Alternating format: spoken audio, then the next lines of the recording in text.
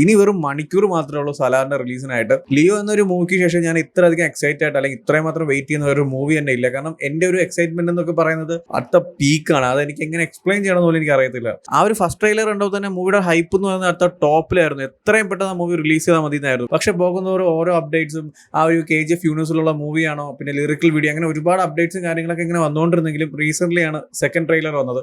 ശരിക്കും ആ ഒരു ട്രെയിലർ ഫസ്റ്റ് ഇറക്കാനുള്ളതായിരുന്നു. കാരണം ആ സെക്കൻഡ് ട്രെയിലർ എന്ന് പറയുന്നത് എന്റെ മോനെ കിട്ടിലോ എന്നൊക്കെ പറഞ്ഞിട്ടുണ്ടല്ലോ, വേറെ ലെവലായിരുന്നു. ആ ഓരോ സീക്വൻസും ഞാനത് എത്ര പ്രാവശ്യം ആ ട്രെയിലർ ഇങ്ങനെ റിപ്പീൽ ചെയ്യണമെന്ന് അറിയത്തില്ല. കാരണം അതിൽ എടുത്തു പറയേണ്ടെങ്കിൽ എല്ലാം ഉണ്ട്. അതിന്റെ കളറിങ്ങും ക്യാരക്ടർ പ്രസന്റേഷൻസും ഡയലോഗും ആ ഒരു മൂവിയിലെ ഓരോ സീക്വൻസും ക്യാരക്ടർ പ്രസന്റേഷനും അല്ലെങ്കിൽ ആ ഒരു വേൾഡ് ബിൽഡും അങ്ങനത്തെ ഒരുപാട് കാര്യങ്ങൾ ഈ ഒരു മൂവിയുടെ ഹൈപ്പ് കൂട്ടി എന്ന് തന്നെ പറയാം. അത് മാത്രമല്ല ഈ ഒരു മൂവിയുടെ എക്സ്പെക്ടേഷൻ എന്ന് പറയുന്നത് ഫർ ദ ബിഗിനിങ്ങിലെ ടോപ്പിലാണ്. കാരണം ഈ ഒരു മൂവി ഡയറക്ട് ചെയ്യുന്നത് പ്രശാന്ത് നീലാണ്. KGF 1 ആൻഡ് KGF 2 മാത്രം മതി ആ ഒരു ഡയറക്ടറിന്റെ പൊട്ടൻഷ്യൽ എന്താണെന്ന് മനസ്സിലാവാൻ. അപ്പോൾ അതുപോലത്തെ വരുന്ന ഒരു മൂവി അല്ലെങ്കിൽ അതുപോലത്തെ ഒരു വലിയ ആക്ഷൻ ഡ്രാമ, അതുപോലത്തെ ഒരു വലിയ വേൾഡ് ബിൽഡും ക്യാരക്ടർ പ്രസന്റേഷനും അങ്ങനെ ഒരുപാട് കാര്യങ്ങളൊക്കെ സംസാരിക്കുന്ന മൂവി ആകുമ്പോൾ തന്നെ ആ ഒരു എക്സ്പെക്ടേഷൻസ് ഒക്കെ പറയുന്നത് അടുത്ത ടോപ്പ് ആയിരിക്കും. പോരാതെ അതിലോട്ട് വരുന്നത് പൃഥ്വിരാജ് ആൻഡ് പ്രഭാസ്. പിന്നെ പറയേണ്ട കാര്യമില്ല. ഇപ്പൊ പ്രശാന്ത് നീലിന്റെ മുമ്പത്തെ മൂവീസ് ഉഗ്ര നോക്കുവാണെങ്കിൽ അതൊരു ലവ് ആൻഡ് ബ്രദർഹുഡ് അങ്ങനെ വരും. ഇപ്പൊ KGF-ലാണെങ്കിൽ അമ്മയോടുള്ള സ്നേഹം, ആ ഒരു ഇമോഷനാണ്. ഇപ്പം ഈ ഒരു സലാറിലോട്ട് വരുമ്പോൾ ഒരു ഫ്രണ്ട്ഷിപ്പാണ്, ആ ഒരു ഇമോഷനാണ്. സോ അങ്ങനത്തെ ഒരുപാട് ഇമോഷൻസും അല്ലെങ്കിൽ കണ്ടന്റ് വൈസ് നോക്കുവാണെങ്കിൽ തന്നെ വലിയ സ്ട്രോങ് ആയിട്ടുള്ള ഒരു കാര്യം സംസാരിക്കുന്ന മൂവിയും കൂടി ആയിരിക്കും. ആ ഒരു ട്രെയിലർ കട്ട് ചെയ്ത് നമ്മളൊരു മലയാളി പയ്യനാണ് RCM പ്രൊമോ ആൻഡ് റീമിക്സ് എന്ന് പറഞ്ഞ ഒരുപാട് കിടിലം മാഷപ്പ് ഒക്കെ ചെയ്യുന്ന പുള്ളിക്കാരനാണ് അതിന്റെ ട്രെയിലർ കട്ട് ചെയ്തിരിക്കുന്നത്. സോ അതും അടിപൊളിയായിരുന്നു. ആ ഓരോ കട്ട്സും ഓരോ സീൻസും ഒക്കെ വേറെ ലെവലായിരുന്നു. സോ ഇതെല്ലാം തന്നെ ആ ഒരു മൂവിന്റെ ഹൈപ്പ് അല്ലെങ്കിൽ ആ ഒരു എക്സൈറ്റ്മെന്റ് ഇങ്ങനെ ടോപ്പ് കൊണ്ട് നിർത്തിയപ്പോഴാണ് ഇന്നലെ ഒരു ഇന്റർവ്യൂ റിലീസ് ആയത്. രാജ്മൗലി സാറും പൃഥ്വിരാജും പ്രഭാസും പ്രശാന്ത് നീലും അതൊരു 1.5 മണിക്കൂർ എന്തോ ഉണ്ടായിരുന്നു ആ ഒരു ഇന്റർവ്യൂ. എന്റെ മോനെ ആ ഒരു ഇന്റർവ്യൂ കാണുമ്പോൾ ആ ഒരു മൂവിനെ പറ്റിയിട്ടുള്ള എൻ്റെ ഡീറ്റെയിൽസ്, ആ ഒരു മൂവി എന്താണ് സംസാരിക്കുന്നത്, എന്ത് ജോണറിലാണ് പോകുന്നത്, അല്ലെങ്കിൽ ആ ഒരു ഡ്രാമ ആയാൽ പോലും എന്ത് സ്റ്റൈലാണ് ആ ഒരു മൂവി പ്രസന്റ് ചെയ്തിരിക്കുന്നത്, ആ ഒരു ക്യാരക്ടേഴ്സും ആ ഒരു വേൾഡ് ബിൽഡും അല്ലെങ്കിൽ ആ ഒരു ഫിക്ഷണൽ സ്റ്റോറി ആയാൽ പോലും അതിനെ എങ്ങനെ ബിൽഡ് ചെയ്യുന്നത് അല്ലെങ്കിൽ അത് എങ്ങനെ ഓഡിയൻസിൽ എത്തിക്കാന്നൊക്കെ. സോ അങ്ങനത്തെ ഒരുപാട് കാര്യങ്ങൾ ഓഡിയൻസിന് മുമ്പിൽ എങ്ങനെ എത്തിക്കാന്നൊക്കെ ഒരു വലിയ ഡീറ്റെയിൽ ആയിട്ട് തന്നെ ഒരു ഇന്റർവ്യൂ സംസാരിക്കുന്നുണ്ട്. ആ ഒരു ട്രെയിലറൊക്കെ തന്നെ എക്സൈറ്റ്മെന്റ് ഈ ഒരു ഇന്റർവ്യൂവിൽ കുറച്ചും കൂടി കൂടി എന്ന് വേണമെങ്കിൽ പറയാം. കാരണം ആ ഒരു ഇന്റർവ്യൂ നിങ്ങൾ എല്ലാവരും തീർച്ചയായിട്ടും കണ്ടു നോക്കണം. കാരണം ഭയങ്കര ബ്യൂട്ടിഫുൾ ആയിട്ടാണ് ഓരോ കാര്യങ്ങളും. ഇപ്പോൾ പ്രശാന്ത് നീലായാലും രാജോട്ടനായാലും പ്രഭാസ് ആയാലും അത് ഇന്റർവ്യൂ ചെയ്യുന്ന രാജ്മൗലി സാറാണ്. സോ പിന്നെ പറയേണ്ട കാര്യമില്ല. ഒരു വൺ ഓഫ് ബ്യൂട്ടിഫുൾ ആയിട്ട് ഒരു സിനിമയെ പറ്റി അല്ലെങ്കിൽ ആ ഒരു സിനിമയുടെ A to Z എന്താണ് കാര്യങ്ങൾ, എങ്ങനെയാണ് പ്രസന്റ് ചെയ്യുന്നത്, അതെങ്ങനെയാണ് ഓഡിയൻസിന്റെ മുമ്പിൽ എത്തിച്ചിട്ടുള്ള ആ ഒരു ക്യാരക്ടർ പ്രസന്റേഷൻ എങ്ങനെയാണ്, ആ ഒരു വേൾഡ് ബിൽഡിലെ ഓരോ കാര്യങ്ങൾ എങ്ങനെ കണക്ട് ചെയ്യും, അല്ല ക്യാരക്ടേഴ്സോട്ട് എങ്ങനെ കണക്ട് ചെയ്യും, ആ ഓരോ ക്യാരക്ടേഴ്സിന്റെ സ്റ്റോറി, ആ ഒരു ക്യാരക്ടേഴ്സിന്റെ ബാക്ക് സ്റ്റോറി അത് ഇവരോട്ട് എങ്ങനെ കണക്ട് ചെയ്യും, അല്ലെങ്കിൽ ഈ മെയിൻ ക്യാരക്ടേഴ്സ് ആയിട്ടുള്ള പ്രഭാസിന്റെ രാജുവിന്റെ ക്യാരക്ടേഴ്സോട്ട് എങ്ങനെ കണക്ട് ചെയ്യും.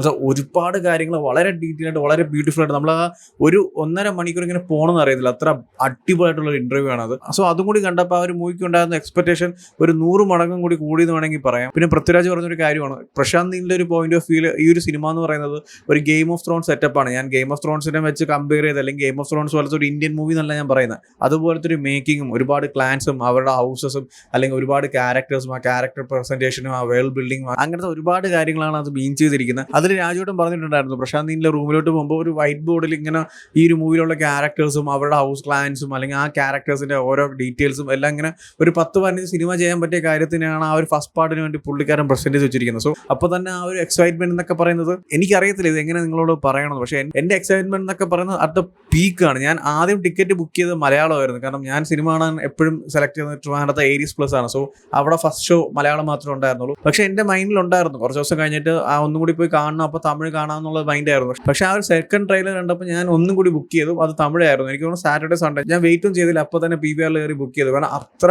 മാത്രമാണ് ഞാൻ എക്സൈറ്റഡ് ആയിരിക്കുന്ന ഒരു മൂവിക്ക് വേണ്ടി. KGF 2 കാണാൻ പോയപ്പോഴും എനിക്ക് ഈ ഒരു ലെവൽ ഓഫ് എക്സൈറ്റ്മെന്റ് ആയിരുന്നു. കാരണം KGF 1 കാണാൻ പോകുമ്പോൾ ആ ഒരു എക്സൈറ്റ്മെന്റ് കാര്യങ്ങളൊന്നും ഇല്ലായിരുന്നു. പക്ഷേ ആ ഒരു സിനിമ കണ്ടു കഴിഞ്ഞാൽ തിയേറ്ററിന് പുറത്തു വന്നപ്പോൾ ഒരു ഗൂസ് പംസും അല്ലെങ്കിൽ ഓരോ സീനും നമ്മളിങ്ങനെ ആലോചിച്ചെടുക്കുമ്പോൾ ഒരു ഗൂസ് പംസും ഉണ്ടല്ലോ, അതൊക്കെ വേറെ ലെവലായിരുന്നു. ആ ഒരു സിനിമ കാണാൻ പോയത് ഒറ്റ കാര്യം കൊണ്ടാണ്. പ്രശാന്ത് നീൽ ആരാന്ന് അറിയത്തില്ല, യശ് ആരാന്ന് അറിയത്തില്ല. ആ ഒരു ട്രെയിലർ കണ്ടിട്ടാണ് ഞാൻ സിനിമ കാണാൻ പോയത്. ആ ഒരു സിനിമ കണ്ടിട്ട് തിയേറ്ററിൽ ഇറങ്ങിയപ്പോൾ അതിൻ്റെ ഒരു ഫീൽ ഉണ്ടല്ലോ, അത് നമ്മൾ ഓക്കെ മറ്റുള്ള സിനിമയൊക്കെ കാണാൻ പോകുമ്പോൾ ഫോർ എക്സാമ്പിൾ ലിയോ ഒക്കെ ആണെങ്കിൽ നമുക്ക് അറിയാം ഓക്കെ ഇത്ര ലെവലിൽ അല്ലെങ്കിൽ ഇങ്ങനത്തെ ഒരു ടൈപ്പ് ഓഫ് പ്രസന്റേഷനൊക്കെ ആയിരിക്കും നമ്മുടെ മനസ്സിൽ ഓൾറെഡി ഉണ്ട്, അല്ലെങ്കിൽ LCU ബാക്കിയുള്ള കാര്യങ്ങളൊക്കെ നമ്മുടെ തലയിൽ വരും. പക്ഷെ ഒരു കാര്യവുമില്ല, ഒരു മൈൻഡിൽ ഒന്നും ഇല്ലാതെ പോയി കണ്ടിട്ട് വൺ ഓഫ് ദ അടിപൊളി ഗൂസ് ബംസ് എന്ന മൂവി തന്നെങ്കിൽ പറയാം KGF 1. അതുപോലെ ആയിരുന്നു KGF 2. ഭയങ്കര എക്സ്പെക്ടേഷൻസ് ആയിരുന്നു, ഭയങ്കര ഹൈപ്പായിരുന്നു. വേറെ ഒന്നും മൈൻഡിൽ ഇല്ലായിരുന്നു. സ്റ്റോറി ഇങ്ങനെ ആയിരിക്കും, അല്ലെങ്കിൽ റോക്കി ബൈ ഇത് ചെയ്യും അത് ചെയ്യും, അല്ലെങ്കിൽ സ്റ്റോറി ഇങ്ങനെ ഒന്നുമില്ല. നേരെ ടിക്കറ്റ് എടുത്തു, സിനിമ പോയി കണ്ടു.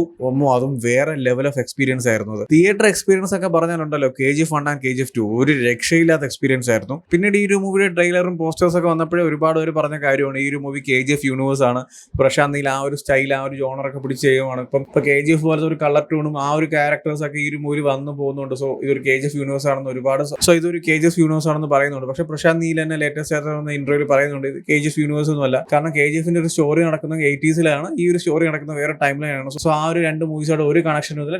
രണ്ട് സ്റ്റോറീസ് ആണ്, രണ്ട് വേൾഡ് ആണ്, രണ്ട് യൂണിവേഴ്സ് ആണെന്ന് പറയുന്നുണ്ട്. പക്ഷെ അത് പൂർണ്ണമായിട്ട് ആരും വിശ്വസിച്ചിട്ടില്ല. കാരണം ഇതുപോലെയായിരുന്നു ലോകേഷ് ഒരുപാട് കാലം പറഞ്ഞു നടന്നത്. പക്ഷേ ഈ ഒരു സലാറിലോട്ട് വരുമ്പോൾ ഈ സലാറും KGFും തമ്മിൽ ഒരുപാട് കാര്യങ്ങൾ കണക്ഷൻ വരുന്നുണ്ട്. ആ ഒരു കളർ ടൂണും ആ ഒരു ക്യാരക്ടേഴ്സും അല്ലെങ്കിൽ ആ രണ്ട് മൂവീസിന്റെ ഒരു പ്രസന്റേഷനും ആ ഒരു എൻ്റെ ടോണും അല്ലെങ്കിൽ ആ എൻ്റെ എലമെന്റ് ഒക്കെ ഒരു സെയിം പോലെ തോന്നുന്നുണ്ട്. പക്ഷെ പറയാൻ പറ്റത്തില്ല, ചിലപ്പോൾ റോക്കി ബൈ ഒക്കെ ഈ ഒരു മൂവിയിലോട്ട് വന്നു പോവാം. പക്ഷേ ഇനി റോക്കി ബൈ വരാതെ ഇരിക്കാം, അതൊന്നും കുഴപ്പമുള്ള ഒരു കാര്യമില്ല. കാരണം ആര് വന്നാലും വന്നില്ലെങ്കിലും ഈ മൂവിക്കായിട്ടുള്ള ഒരു ബേസും അല്ലെങ്കിൽ ഈ ഒരു മൂവിക്ക് സ്ട്രോങ് ആയിട്ട് സംസാരിക്കുന്ന എലമെന്റും ക്യാരക്ടേഴ്സും ആ ഒരു പ്രസന്റേഷനും ആ ഒരു വേൾഡ് ബിൽഡും എല്ലാം ഉള്ളതുകൊണ്ട് തന്നെ ആ ഒരു മൂവി വേറെ ലെവൽ ഓഫ് എക്സ്പീരിയൻസ് ആയിരിക്കും എന്നുള്ളത് തീർച്ചയാണ്. സലാർ എന്ന ഒരു മൂവിക്ക് വേണ്ടി നിങ്ങൾ എത്രമാത്രം എക്സൈറ്റഡ് ആണെന്നുള്ളത് കമന്റ് ചെയ്യൂ. വീഡിയോ ഇഷ്ടപ്പെട്ടാൽ ലൈക്ക് ചെയ്യൂ, ഷെയർ ചെയ്യൂ. ഇതുപോലത്തെ കൂടുതൽ വീഡിയോസിനെ ചാനൽ സബ്സ്ക്രൈബ് ചെയ്യൂ. Thank you so much.